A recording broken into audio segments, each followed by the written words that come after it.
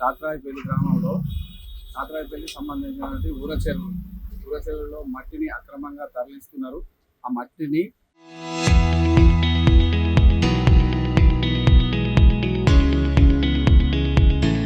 పనిచేయాలని గ్రామ ప్రజలు, మరి నేను మత్స్యశాఖ సంబంధించిన అధ్యక్షుడిని, మేము 26 మంది మెంబర్స్ ఉంటాము. చేపలు పట్టుకున్న వృత్తిలో కొనసాగుతున్నాము.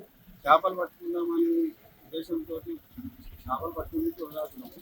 ఎమ్మెల్యే గారికి కూడా ఇంతకుముందు చెరువు పూటిగా తీసి, చెరువు కట్టను మరమ్మతు చేసి, మత్తాన్ని మరమ్మతు చేసి, చెరువును లోతు చేస్తే మాకు జీవనోపాధి ఉంటుందని ఎమ్మెల్యే గారికి కూడా రిప్రజెంటేషన్ ఇవ్వడం జరిగింది. వారు మరి అప్పటి నుండి ఇప్పటి వరకు ఎమ్మెల్యే సరే ఎమ్మెల్యే గారికి తెలిసి చేస్తుందో మరి జరుగుతుందో తెలియదు, కానీ అన్యాయంగానైతే మట్టి మాఫియా అనేటోళ్ళు మట్టి ఘోరంగా తరలిస్తారు.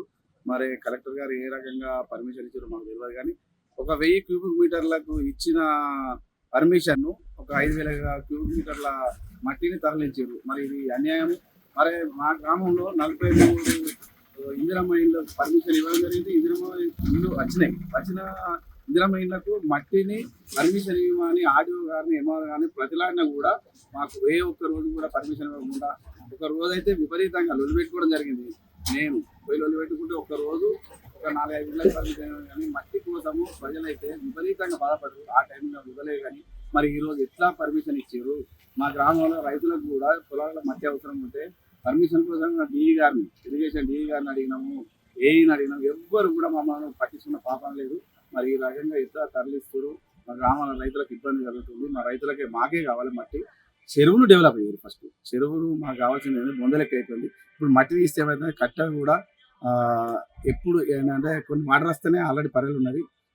ఈసారి ఇట్లా వర్షాలు పడితే మాత్రం కట్టను తెగిపోతుంది. ఆ కట్టను మరమ్మత్తు చేసి దాన్ని ఏమన్నా చెరువు డెవలప్ చేస్తే మా ఊరికి ఉపయోగపడుతుంది, రైతులకు ఉపయోగపడుతుంది, డ్రింకింగ్ వాటర్కి ఉపయోగపడుతుంది. దయచేసి గౌరవ ఎమ్మెల్యే గారు ఈ మట్టిని తరలించకుండా ఆపాలని వారిని ప్రత్యేకంగా వినయించుకుంటున్నాం. వాళ్ళు కూడా చొరవ చూస్తారని ఆకాంక్షిస్తున్నాం.